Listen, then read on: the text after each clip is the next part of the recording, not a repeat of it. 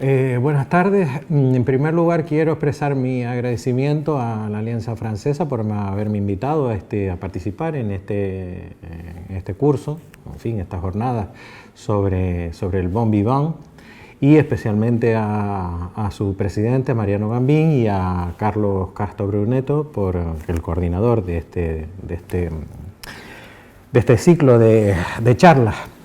Yo voy a hablar sobre algo que me pidió Carlos Castro Bruneto en relación con un tema de sociabilidad muy ligada al concepto del bon vivant en el siglo XVIII. El título, como ven ahí, que he puesto, o que hablé en su momento con él, era utilizando las palabras de Talleyrand, el placer de vivir, que ahora les explico un poco cuál es el sentido y en qué correspondencia tiene con el tema del bon vivant, el placer de vivir y sobre todo entre amigos.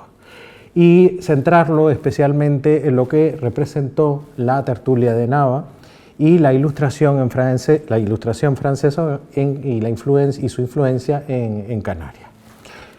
En primer lugar, quisiera hablar de algunos conceptos previos, elementos básicos que son esenciales para entender ese concepto del bon vivant y asociarlo al tema de la sociabilidad y, por supuesto, al tema de la tertulia de Nava como espacio de sociabilidad. También hablaremos sobre ese tema de forma muy esquemática, simplemente para que se vean esos conceptos y lo que implican en esa idea del buen vivir, ¿no?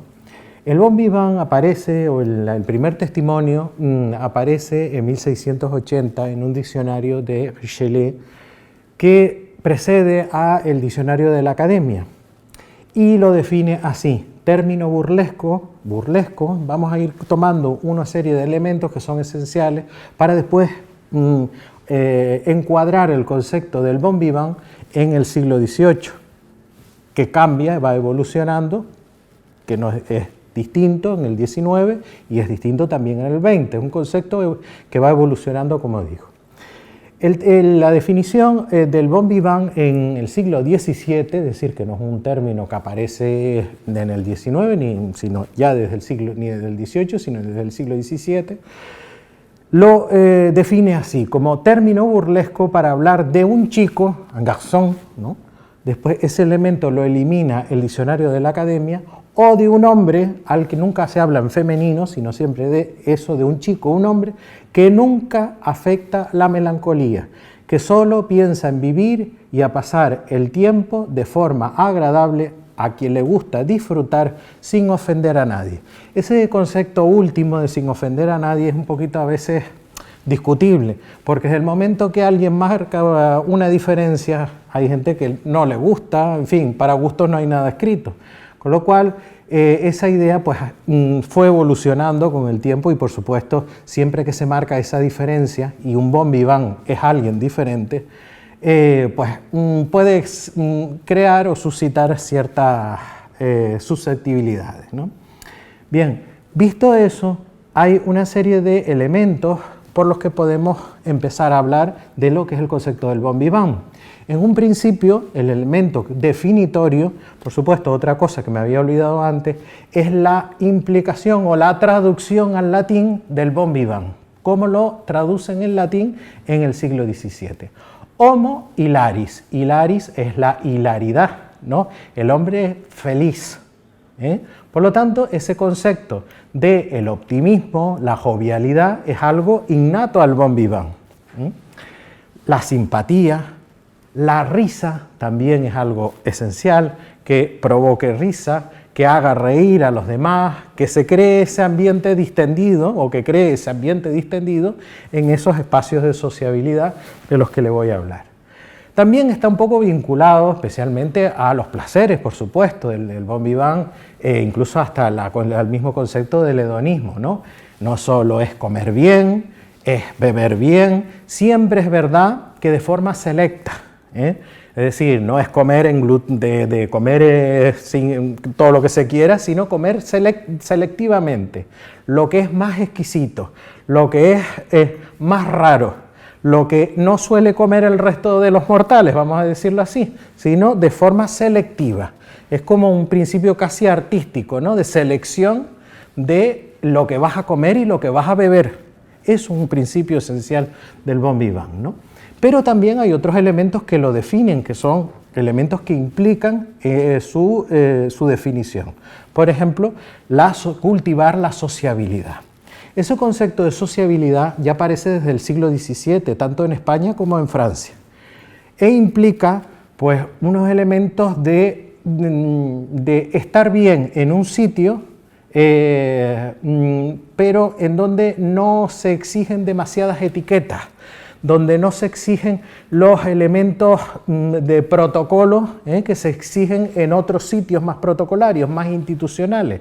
Es decir, como espacios alternativos a espacios más oficiales que podían ser la corte, que podían ser centros en donde hay que utilizar una serie de normas y en estos otros sitios, en estos otros espacios de sociabilidad, no existe, o se difumina un poco más esa idea de las normas tan estrictas que se aplicaban en esos espacios oficiales. Por supuesto, en esos ámbitos de sociabilidad se cultiva la amistad, se bebe, se come selectivamente, se habla, se cultiva esa amistad con los amigos, los participantes. Y digamos que también se cultiva el arte de la comensalidad.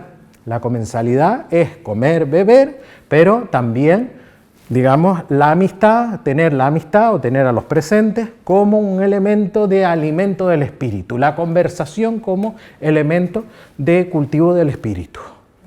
Entonces eso también es esencial. Y otra serie de elementos que están muy vinculados, pues también, pues eso, los viajes, el ocio, es decir, lo importante creo que del bon vivant, y quizás eso es una reflexión sobre lo que podemos, de las que podemos sacar en este curso, es quizás un arte de vivir, ¿no? Es decir, no solo vivir por vivir, por la mera existencia, sino cultivar un arte para saber vivir, a través de unas exquisiteces, a través de unos elementos que cultivan esos ámbitos y en esos espacios de sociabilidad con los elementos que están ahí presentes. El elemento también, por otra parte, a veces se ha considerado peyorativo en algunos casos, a veces se dice, ese es un bon vivant, ¿no? O, en fin, incluso hasta en español podemos decir, es un vividor, pero no necesariamente tiene ese matiz peyorativo, incluso los diccionarios actuales le dan también matices positivos, ¿no? Incluso como una persona laboriosa, una persona que se vuelca por aprovechar la vida, en fin, esos elementos positivos, pero también esos otros elementos que también se han ido condicionando en la evolución de la definición del concepto a lo largo de los siglos. Por lo tanto, también podemos entender ese bon vivant como, pues eso, como el gorrón, el aprovechado, el que está todo el día comiendo, aprovechándose de los demás, todo eso, ¿no? Por lo tanto, el concepto, la definición del concepto de bon vivant es compleja en su propia evolución histórica y en lo que es la actualidad. Y por lo tanto hay que tenerlo en cuenta para después adaptarlo o contextualizarlo en el siglo XVIII, como vamos a ver a continuación. Por lo tanto, después les indicaba que esencialmente el bon vivant está muy implicado con el arte de vivir. Ese es un concepto que no aparece en el XVIII, es un concepto muy clásico. Desde la antigüedad ya aparece, el ars vivendi, ¿no? Como hay un ars moriendi, el arte de morir, también hay un arte de vivir. Y ese arte de vivir se trata esencialmente de buscar la vida, o sea, transformar tu existencia como en un objeto de arte, a través del cultivo de unos placeres. Esos placeres pueden ser sensoriales y placeres también intelectuales, es decir, no solo de rodearte de cosas bellas, no solo de comer, de beber, de cultivar eso, la amistad, sino muchos elementos que implican un carácter selectivo, que quizás ese es el factor esencial dentro del bon vivant. Este concepto del bon vivant, les digo, aparece desde el siglo XVII, junto en Francia, asociado a otro elemento, otra terminología, que pues figura con mucha frecuencia, que es la del honnête homme, el hombre honesto, pero honesto en un sentido muy clásico del término, y que remite un poco a lo que los griegos llamaban el kalokagathos, que está dentro de lo que es el concepto de la paideia griega. Es decir, que sea una persona kalos, bello, es decir, bello en su forma de presentar las cosas, bello en su forma de presentarse a la sociedad, belleza también en lo que es la forma de decir las cosas, pero que sea también agazos, y el agazos es el bueno, pero no solo éticamente, sino también intelectualmente, es decir, que tenga conocimiento, porque ese conocimiento le va a implicar ser una persona de mundo, que pueda hablar cordialmente en sus espacios de sociabilidad, que la gente lo vea como una persona agradable, jovial, simpática, que tenga esas plaisanteries, esas boutades que a veces se dicen, ¿no?, para pues agradar el ambiente, que sepa reconducir ambientes un poquito que se han enrarecido, y darles un carácter más divertido, más jovial. Eso también implica ser un honnête homme, y que ya les digo, muy vinculado a ese concepto del bon vivant. Por otra parte, les decía también, y con esto concluyo el tema concluyo este prefacio de los conceptos previos, de por qué ese placer de vivir, que he utilizado en el título que en su día Carlos Castro Brunetto me pidió. Esencialmente por una cuestión, porque era la terminología que empleó Talleyrand en sus... fue una frase que se le atribuye a Talleyrand, y la idea de él era lo siguiente, y lo dice así: quien no ha vivido los años justamente anteriores a 1789, antes de la Revolución, no ha conocido, no ha conocido el verdadero placer de vivir, Es decir, los últimos años prerevolucionarios fue tal el nivel, especialmente en Francia, el nivel cultural tan potente que se convirtió París y Francia en general en un foco cultural de toda la Europa del momento, y además con un potente desarrollo a nivel intelectual, a nivel material, en fin, que se copiaban muchas cosas o se traían muchas cosas a otros sitios, generando niveles de interculturalidad muy interesantes a nivel de todo lo que es el ámbito no solo europeo, sino también americano. Por lo tanto, esa era un poco la idea, los conceptos previos que quería de los que quería hablarles antes de meterme de lleno en lo que representa la tertulia de Nava, lo que representó la tertulia de Nava aquí en Canarias y el referente de la tertulia de Nava. Les decía que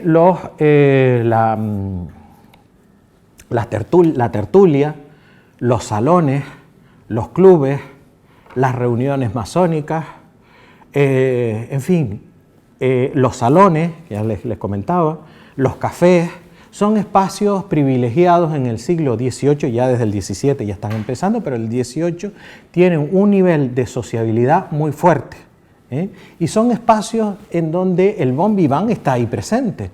¿Por qué? Porque el conocimiento, todo lo que transmite esos espacios, ¿no?, que es la transmisión del conocimiento, esos elementos de saber, esos saberes mundanos, ese saber estar en espacios compartidos, esa comunicación cordial, jovial, son espacios muy queridos por el bon vivant, y por lo tanto son lugares, aparte de intercambio de ideas, son lugares en donde pues, se desarrollan estos elementos que están un poco relacionados con ideas que vienen, que incluso vienen hasta, podemos decir, del propio Renacimiento, en lo que es el concepto de la República de las Letras, un concepto muy amplio, que podríamos hablar, pero eso muy largo y tendido, y simplemente lo dejo ahí como un apunte.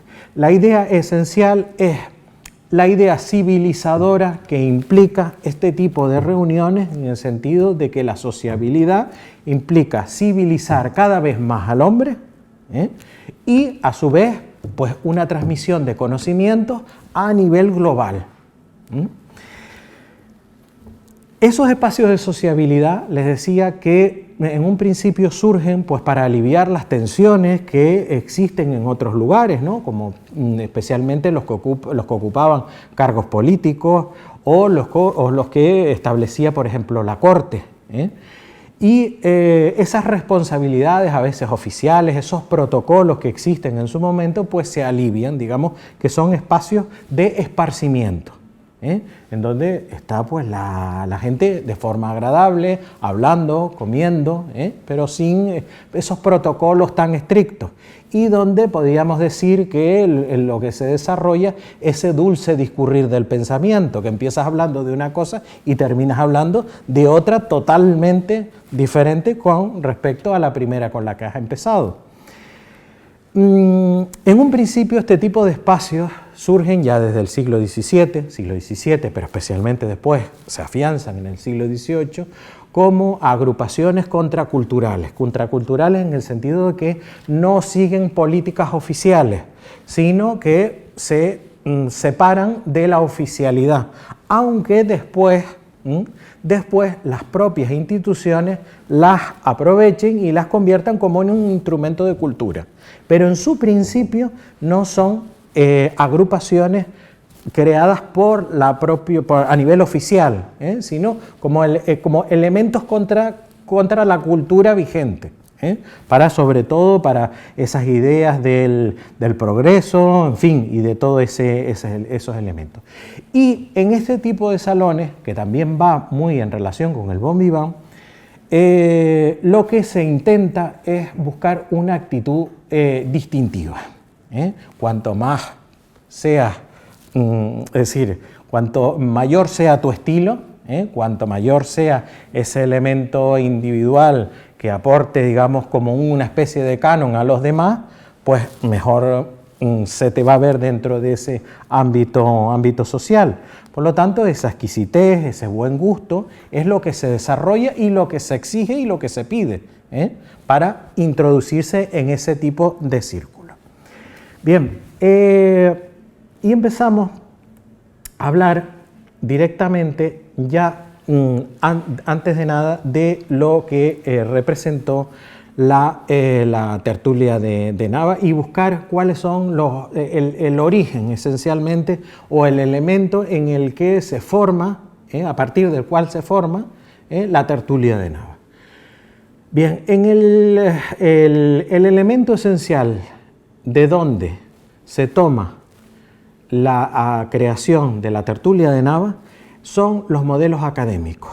Esos modelos académicos aparecen en Francia, en Inglaterra, en un primer lugar, desde ya el Renacimiento, en Italia. Italia fue la que influyó después a Francia, y ya se empiezan a crear las academias, ¿no? La Academia de la Crusca en Italia, en fin, la Academia Francesa a finales del siglo XVII, la española copió a la francesa, pero la idea esencial es que se forma ese tipo de academias, y en ese tipo de academias lo esencial no es el carácter protocolario, sino es un grupo de amigos que inicialmente se reúnen y empiezan a hablar sobre determinados temas.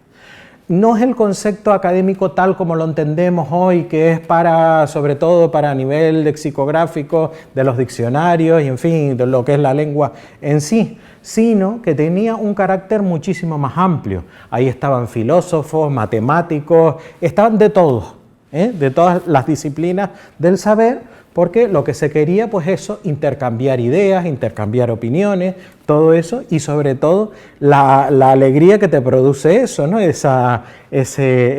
ir conociendo nuevas cosas que te van aportando pues, en la comunicación entre amigos, ¿no? Que se reúnen para discutir sobre eso, cualquier elemento. Ya les digo que el modelo esencialmente de la tertulia de Nava está centrado en la academia. La academia en Francia se crea con ese sistema, es decir, de reuniones previas, ¿no? Y como la creó Valentin Conran, digamos como un intelectual que crea un círculo de amistades siguiendo a algunos o aprovechando a algunos amigos que había conocido en el palacio de Madame de Rambouillet, que era una célebre salonière. Entonces, el modelo del salón tiene sus normas. No es el modelo exactamente igual a la tertulia. El modelo del salón lo rige una mujer. El modelo de la tertulia no necesariamente. Y el modelo del salón sigue sus normas propias. Por lo tanto, el otro modelo, el modelo tertuliano, sigue un modelo más de amigos que se agrupan de distintas disciplinas para hablar sobre cuestiones de elementos de los más dispersos, como les he comentado. Bien, por lo tanto se crean ese tipo de sociedades ilustradas en donde se debatían pues, las cuestiones del momento, sobre todo la ciencia se había desarrollado desde el siglo XVII, había un gran interés por conocer nuevos elementos relacionados con la astronomía, por ejemplo, con el tema de la electricidad, que también es donde, sobre todo especialmente en el siglo XVIII, y sobre los aspectos más variados de la ciencia, pero también sobre elementos de la filosofía, elementos, en fin, de las matemáticas, y de todo eso se hablaba. Un papel esencial en todo esto es el periódico como elemento de difusión. Y en esas sociedades se leían pues, las noticias que iban saliendo, las novedades científicas del momento, y también cuestiones de un poco de ecos de sociedad, también existía un poco de todo, pero lo esencial era pues hablar un poco de todo sin un protocolo excesivamente fijado, es decir, no hay unos puntos de orden del día, sino lo que hay, pues eso, hablamos de determinadas cosas. Miren, me he leído esto y vamos a hablar sobre esto y después hablamos de otra cosa o lo que sea, ¿no? Esa es la idea esencial de este tipo de sociedades ilustradas. En la tertulia de Nava podemos situarla en la creación en los años 60, 1760. Surge en torno a la figura del marqués de Villanueva del Prado, del quinto marqués de Villanueva del Prado, Tomás de Nava, aunque tiene unos precedentes, ahora los vamos a ver. Y surge con ese carácter enciclopédico, con ese concepto de buscar esa civilización universal, de buscar esa globalización, entre comillas, ¿no? De lo que representa o de vincular incluso la intelectualidad de los que están allí presentes con lo que se está desarrollando en otros espacios a nivel europeo, es decir, conectar el marco insular con lo que es la cultura ilustrada del momento. Por lo tanto, tiene ese carácter cosmopolita. Pero es esencial, y ya lo miraremos cuando entra con la figura de Viera, el elemento de la risa. Recuerda que al principio decía la definición del homo hilaris. La risa es esencial porque la risa representa un elemento también esencial del bon vivant, el que ríe, porque esa risa permite digamos, desmitificar algunas cosas que eran consideradas ya establecidas incluso por algunos estamentos como la propia Iglesia, y esa risa pues corroe esos cimientos e implica pues una serie de nuevas aportaciones, pero destruyendo esos otros elementos que para ellos, para el mundo de los ilustrados, pues representaban algo que no era ya propio del siglo, como la superstición, el fanatismo, en fin, se ríen de todo eso. Bien, los componentes de la tertulia, hay muchos componentes de la tertulia y claro, aparecen así en este listado, pero no eran todos activos, ¿eh? Pero si se dan cuenta, he puesto en rojo los más, digamos, los más relevantes, ¿eh? Pero si se dan cuenta, casi todos los demás son de procedencia de la Orotava, ¿eh? De la parte norte de la isla. ¿Y por qué esencialmente aparecen estos ilustrados o este interés en la parte norte de la isla, vinculados muchas veces con el comercio, con el tema del puerto de la Cruz? ¿Por qué? Por el tema del comercio. Y eso es esencial, vincular el mundo del comercio al desarrollo de la tertulia de Nava. Ahora lo miraremos. Los principales, el Marqués de Villanueva del Prado, Lope Antonio de la Guerra, Fernando de la Guerra y Viera y Clavijo, y el resto pues participaba, algunas veces sí, otras no necesariamente en el Palacio de Nava, sino a veces hacían excursiones dentro de la mentalidad del momento, dentro de la mentalidad un poco de Rousseau. Vamos a las Mercedes y hablamos allí sobre, en fin, sobre la filosofía de Voltaire, por ejemplo, ¿no? O vámonos a, como se fueron, ya lo miraremos, a Daute, a los hilos, y vamos a hacer una representación de una obra de Molière. Pues eso lo hacían. Por lo tanto, es una tertulia que surge desde un primer momento con un carácter fuertemente afrancesado, a diferencia de otras tertulias que se están desarrollando a nivel peninsular. A veces se ha planteado la idea de que la tertulia de Nava sigue esos modelos que se estaban surgiendo en la península, pero son distintos, tienen una diferencia esencial, porque aquí hay un contacto directo con extranjeros.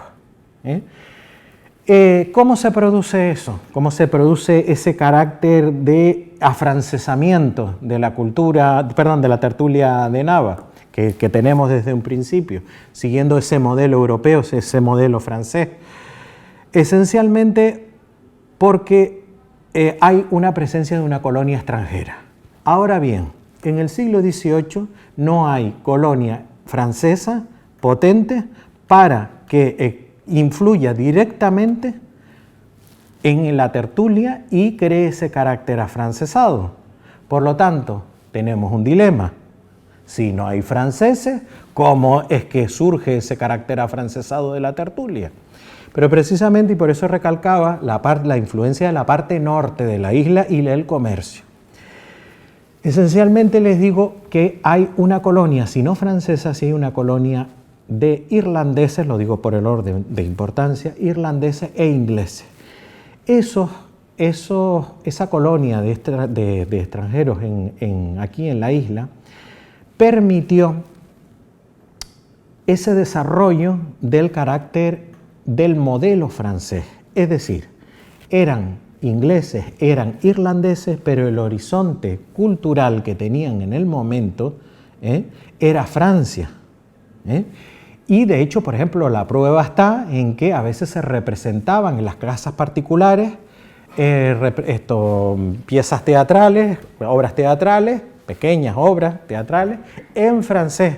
Estaba muy bien visto también que los niños hablaran en francés, porque el francés era la lengua de salón en el 18. Era la lengua de civilización, tal como se entendía en el siglo XVIII. Por lo tanto, el modelo cultural, el horizonte cultural que tenían los ingleses y los franceses del momento, y los irlandeses del momento y que estaban aquí en Canarias, era precisamente el modelo cultural francés. Y por vía indirecta nos llega eso a nosotros. Por vía indirecta, le digo, porque no es directamente de Francia, sino a través de esa colonia de extranjeros ingleses e irlandeses.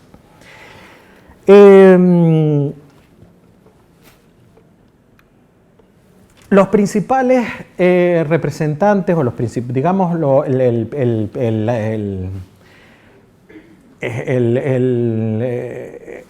el personaje más importante, o dentro de los personajes más importantes que configuran, que le da nombre a la tertulia de Nava, es Tomás Lino de Nava y Grimón. Aparte de él, tenemos también a Fernando de la Guerra y del Hoyo y a su hermano Lope Antonio de la Guerra y Peña. Y el alma mater de la tertulia, que va a ser Viera y Clavijo.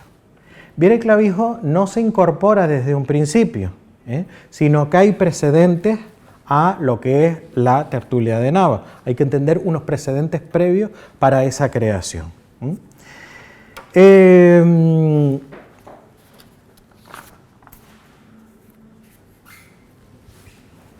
En primer lugar, antes de la creación de la tertulia, existía otra tertulia en la que participaba un personaje al que Carlos Castro Bruneto admira esencialmente y que me ha pedido que me detuviera un poco en él, que es el Vizconde del Buen Paso.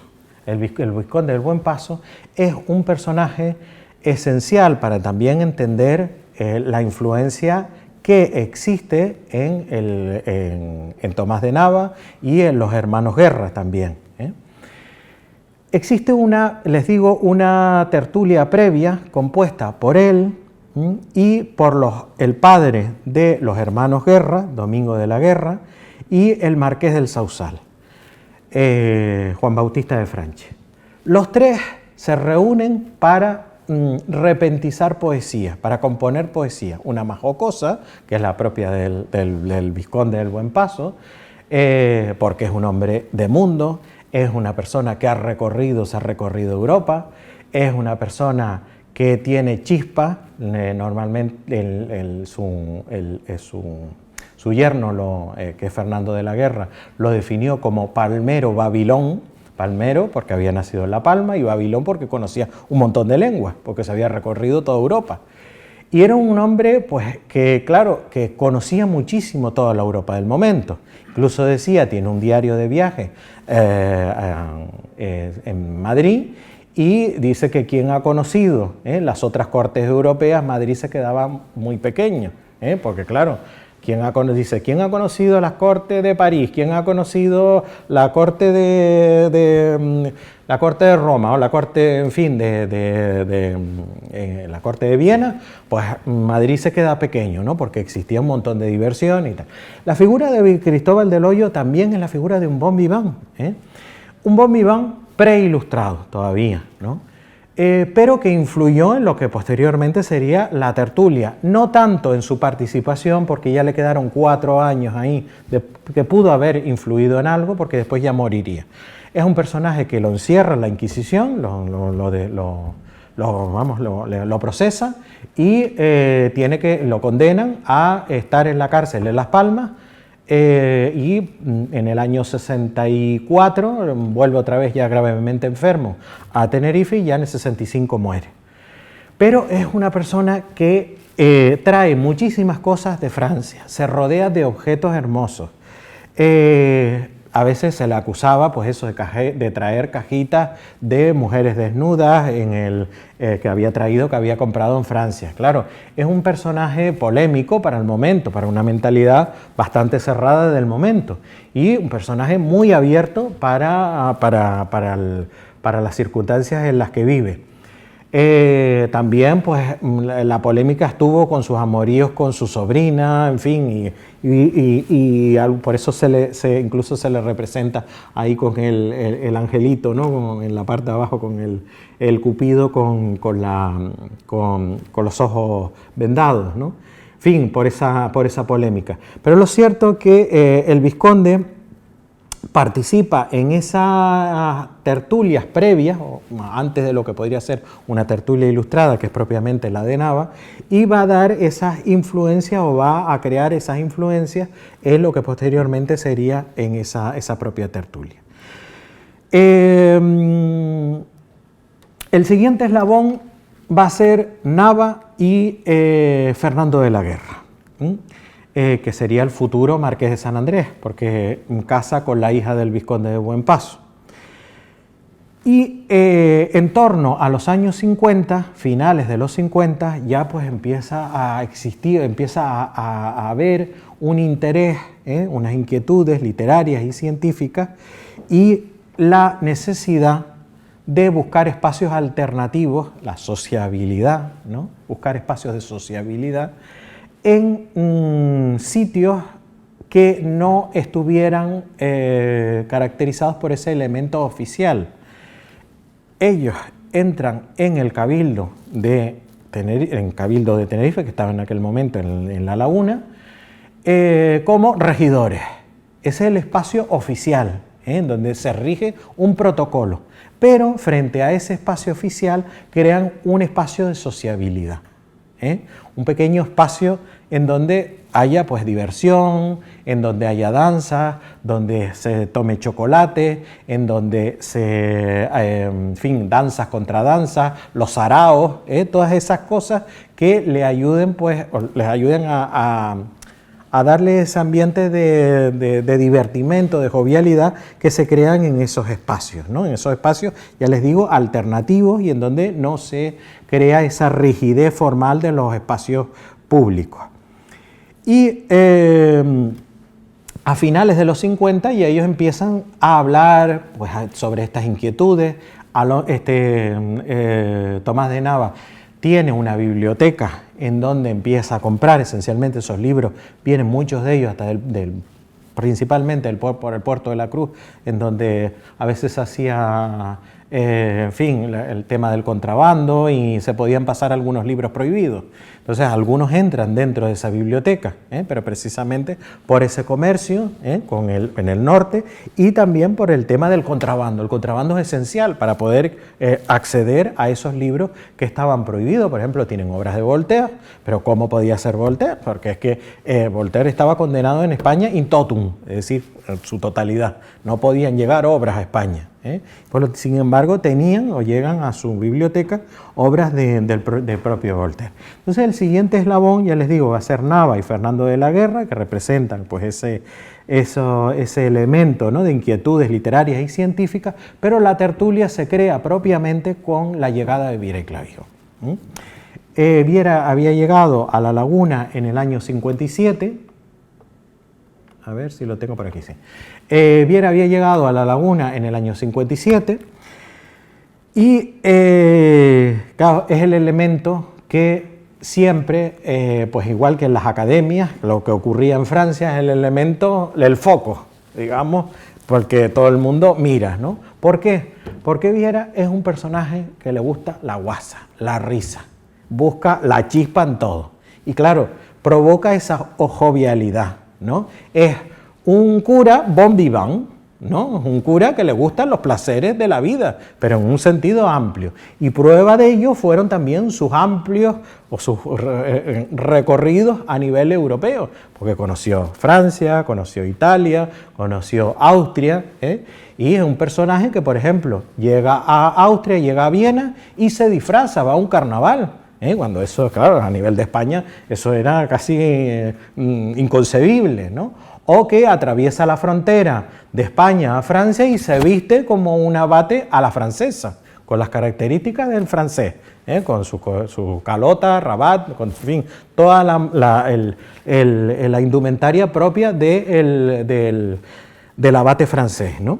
Y aparte de eso, es también un personaje, en fin, polémico en muchos aspectos, porque además le gustaba crear esa diferencia a través de la polémica. Lo cierto es que cuando llega a La Laguna provoca lo que él llamó en su momento grandes frioleras, aprovechando el tema del frío de La Laguna. Las grandes frioleras que crea. ¿Por qué? Porque empieza a combatir las mentalidades más conservadoras que existían en La Laguna, especialmente en lo que es a nivel de la Iglesia. Viera había leído al padre Feijó, que es un preilustrado también, y a otros autores franceses que le habían llegado a través de libros del puerto de la Cruz. Y en un principio lo que quiere a nivel de la Iglesia es renovar el discurso de los sermones. No al estilo español, no al estilo barroco que estaba de moda impuesto, sino darle un carácter más racional, un carácter más, digamos, más neoclásico y no tan barroco, siguiendo los modelos de los oradores franceses.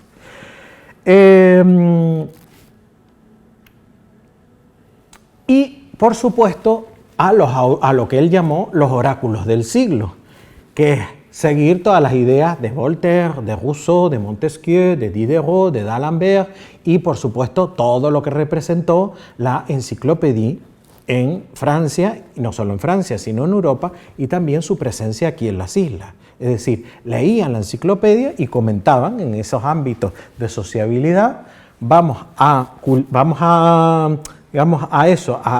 cultivar ese arte de la comunicación, vamos a hablar de esto, pero con ese componente de hilaridad. Y nos reímos, lo pasamos bien, entre risas y fiestas, pues van diciendo pues esos elementos de la intelectualidad, pero hablándolo con ese sentido de la chispa y del genio festivo, ¿no? Y por lo tanto, la idea esencial es seguir a estos autores franceses y de los que hablan en la tertulia, y que por supuesto enseguida se arma dentro de lo que es el ámbito más conservador de La Laguna, pues una reacción enorme, porque crea un nivel de conflictividad con las mentalidades del momento. Entonces empiezan a hablar de que se ha creado una sociedad del infierno, que aquello, en fin, está lleno de ateos que han venido de Francia, y en fin, todas esas cosas que se crean en esos corrillos o en esos mentideros lacunenses, ¿no? Bueno, pues la idea era esencialmente pues eso. Y la primera cuestión era reformar el discurso, ya les digo, de los sermones. Bien, es esencial una de las cuestiones siguientes. Esto sería muy largo de explicarlo, pero lo voy a resumir muy sencillamente. En los años 60, ya está afianzada bien la tertulia, hay problemas económicos y los niños del Hospital de Dolores del hospicio estaban pasando necesidades. Entonces, el marqués de Villanueva del Prado, Tomás de Nava, plantea un voto al cabildo y dice que se quiten o que se recorten, como son utilizando el elemento actual, la palabra actual, que se recorten la cuestión económica, los dispendios, ¿no? en las fiestas religiosas, salvo la del Corpus, que es la más importante de la Iglesia. Y eso lo lleva al cabildo en La Laguna. Y apoyado también por el que pues había sido el que era en aquel momento el director de lo que se llamaba el administrador de cuna, que era el que llevaba el Hospital de Dolores. Bueno, el cabildo no estaba de acuerdo porque ya había habido recortes varios y tal, y se consulta al antiguo administrador de cuna, Amaro González de Mesa, y tampoco está de acuerdo. Amaro González de Mesa, que había sido incluso rector de la Universidad de Salamanca, que había sido también administrador de cuna, no está de acuerdo, no hay que recortar las fiestas de la iglesia.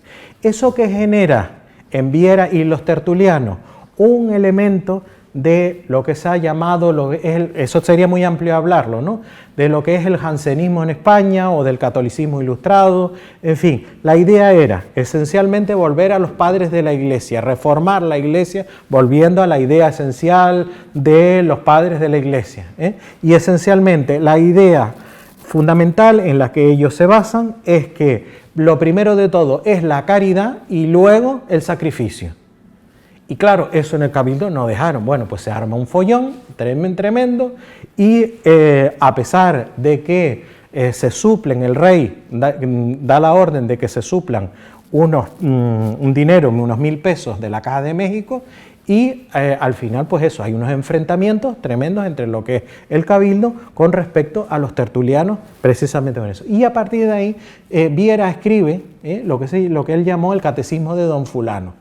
hablando de eso, de que lo primero es, como había dicho San Agustín, lo primero es la caridad, después el sacrificio. San Ambrosio había dicho también que si en caso de necesidad había que vender los vasos de la iglesia, en fin, todo eso, ¿no? Y eso, pues claro, va generando una serie de elementos de conflictividad. Esos elementos de conflictividad se basan o se manifiestan, aparte del catecismo de don fulano, claro, todos ellos, es que el Viera escribe, pero todos lo van ayudando con datos y tal, y todos riéndose a la vez, ¿no? Porque claro, dice, vamos a lanzar este pasquín o algo, porque después se iba copiando a mano, porque la imprenta era muy rudimentaria, y se iba pasando por todos los mentideros de la laguna. Y con lo cual, pues claro, las risas allí entre ellos era lo más habitual, ¿no?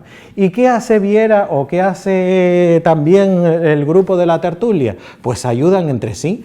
¿Y qué hacen? Pues leer a los oradores franceses, que son los que están imponiendo el modelo de discurso de sermón de la iglesia en aquel momento. A Massillon, a Fenelon, a Bossuet, a Fleury, a todos ellos los utilizan como elementos para, digamos, afianzar su discurso, para afianzar sus elementos de reforma de lo que era el discurso de la Iglesia, por una parte.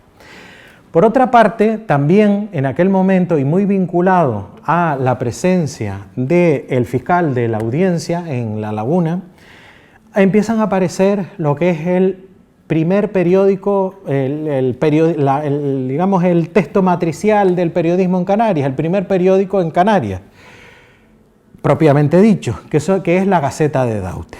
La Gaceta de Daute es un periódico que escriben ellos a mano, quedan solo son tres ejemplares, son papeles voranderos que se van pasando entre ellos, van copiando entre ellos, los van redactando entre ellos y, por supuesto, es el periodismo, es digamos, los orígenes del periodismo en Canarias, pero a nivel satírico. ¿Qué hacen las gacetas de Daute? Pues reírse de todo. Es decir, empieza a hablar de, por ejemplo, de convertir, por ejemplo, las noticias nimias como elementos de noticias internacionales. Por ejemplo, la muerte de un murciélago con un pañuelo, a alguien que le ha mordido. Esto es de impacto internacional y tal, no sé qué, no, digamos ese carácter para reírse. O vamos a casa de fulanito y la casa de fulanito era el Palacio de Luxemburgo. O estamos recorriendo tal sitio y es como si estuviéramos en París. Es decir, cambiar como que una especie de esa visión quijotesca, ¿no?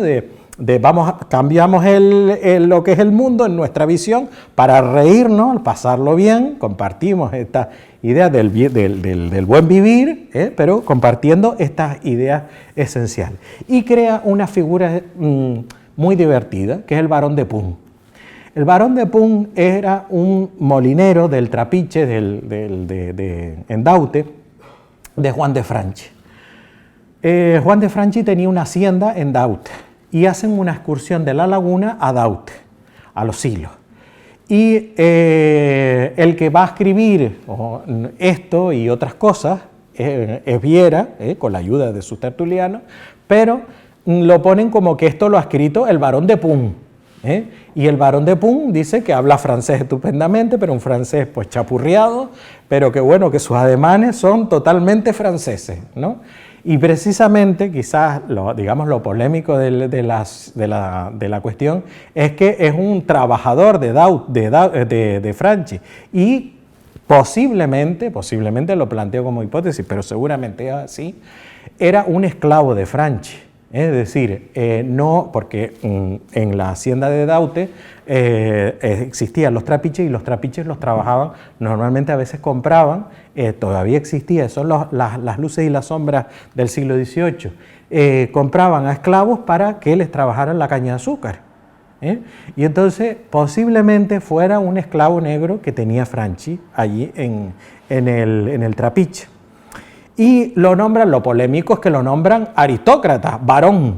Entonces, claro, la risa entre ellos, pues, era, en fin, la broma, la sorna de Viera, pues era algo lo habitual y todos se reían con él y, en fin, era, digamos, el alma mater de la tertulia, pero precisamente con ese elemento de hilaridad, de risa, ¿no?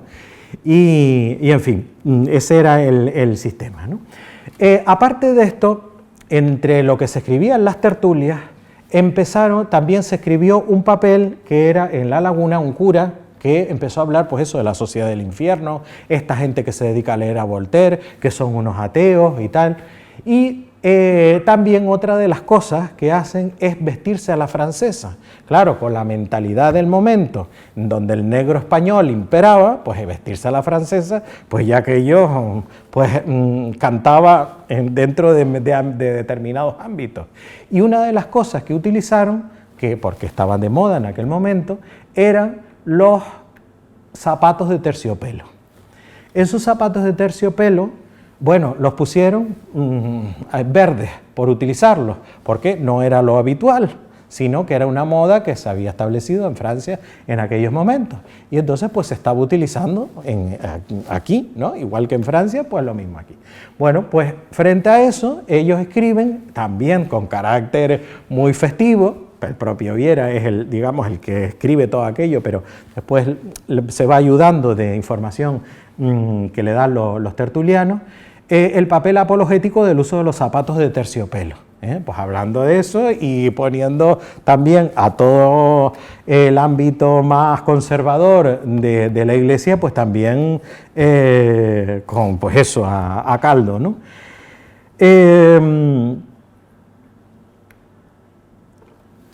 Hay otros textos también que van muy relacionados con la tertulia en aquel momento, que son la relación circunstanciada y los vasconautas. ¿Por qué los vasconautas?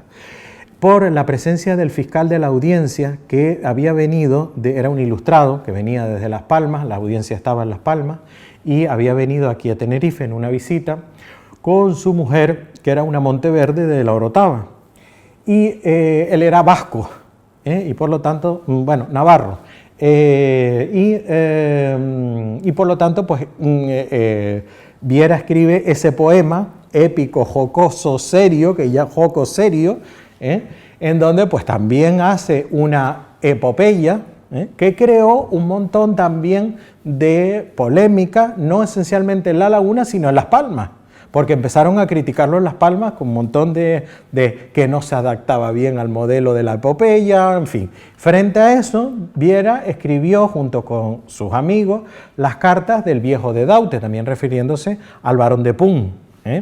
Y cuando muere el barón de Pun, también escribe ese elogio del barón de Pun, digamos como una especie de recopilación de todas las cosas que había escrito en la tertulia en aquel momento, ¿no?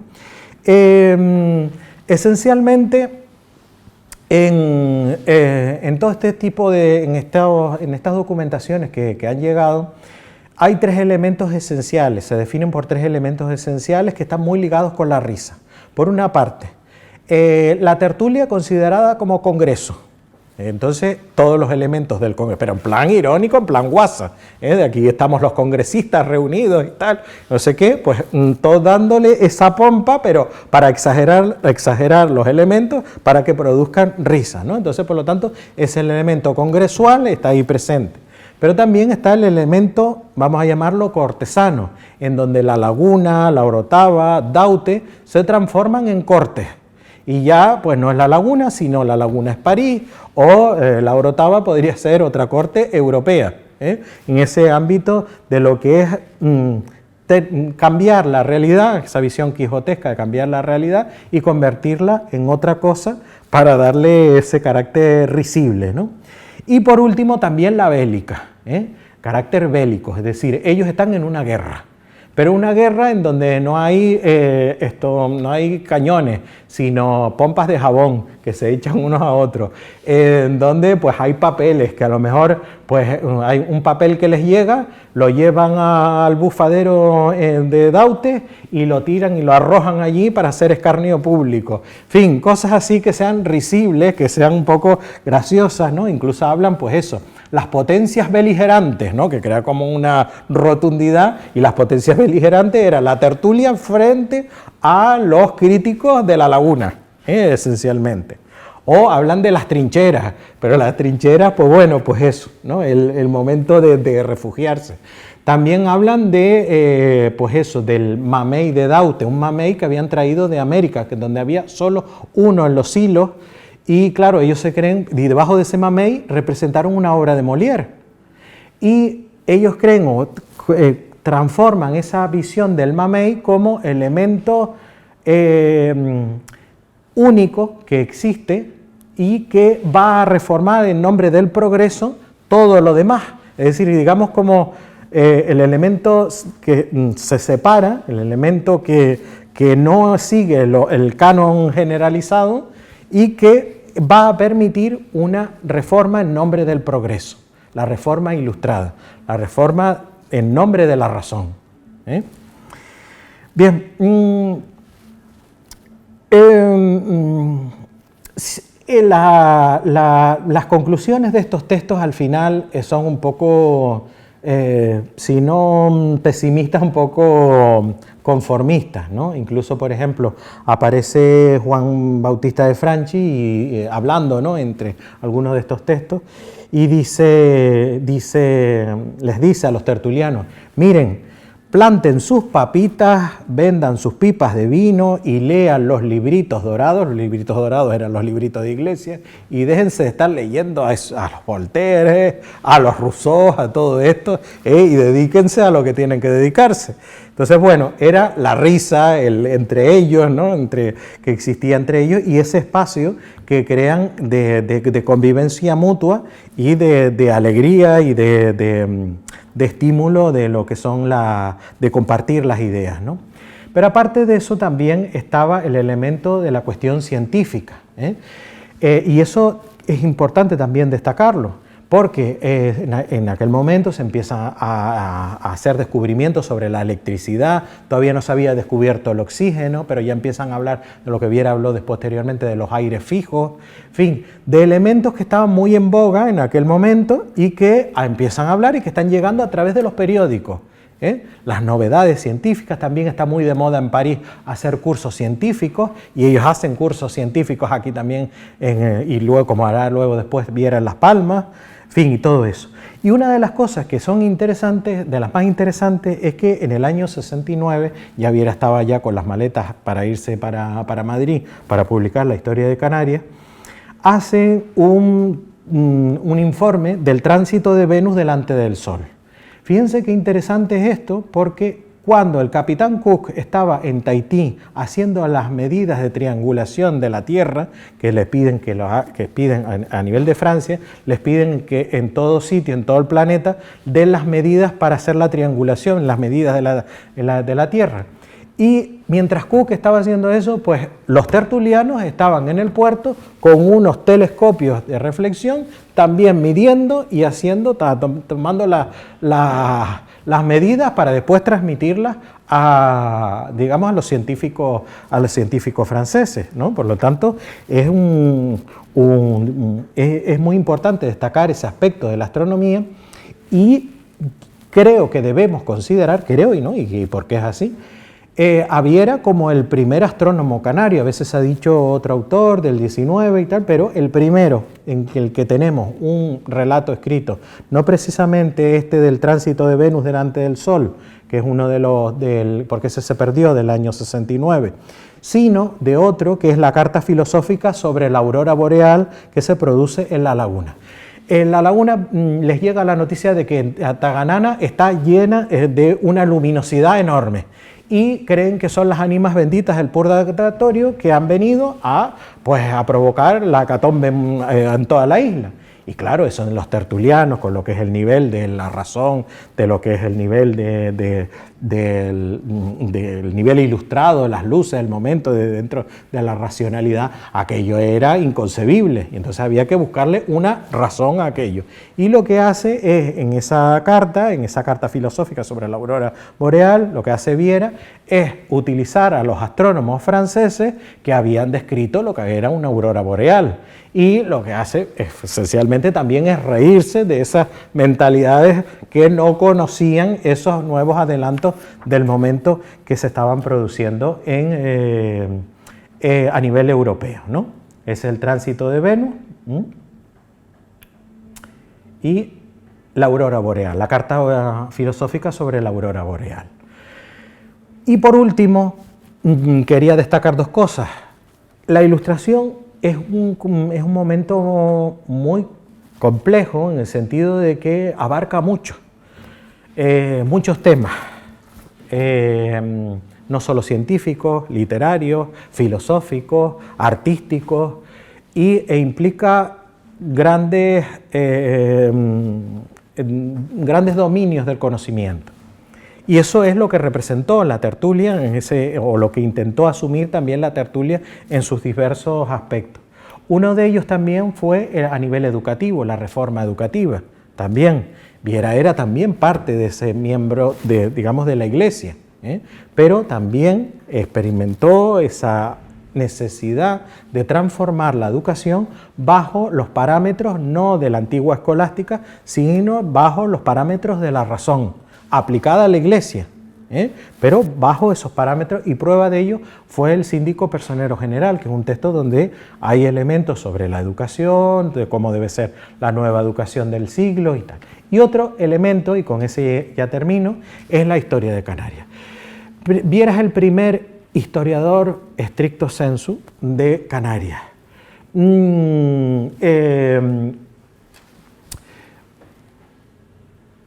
Utiliza para esa historia, para hacer esa historia, lo que antes había sido crónica, ya se convierte en lo que es propiamente historia, a los historiadores franceses del momento. Entonces, claro, es una renovación completamente abismal de lo que era una crónica con respecto a lo que eran los modelos, los métodos que se estaban imponiendo en Francia en aquel momento. Y hay un fuerte componente de los historiadores, de la historiografía francesa, para aplicarlo aquí a la historia de Canarias. Hay un componente que, bueno, que siempre se le ha dicho a Viera, o siempre, pues un poco, a veces se puede considerar hasta un poco contradictorio, que es cómo admite el mito de la Atlántida. Pero es que hay autores franceses también que en aquel momento estaban hablando todavía en el siglo XVIII de la Atlántida, de que las islas eran producto de un reducto que había quedado ahí después del hundimiento de la Atlántida. Y Viera utiliza eso precisamente, ¿no? Y lo deja ahí como, vamos, como algo, un testimonio que existía y tal. Hay otros elementos que, claro, que hay que entenderlos dentro de la mentalidad del momento.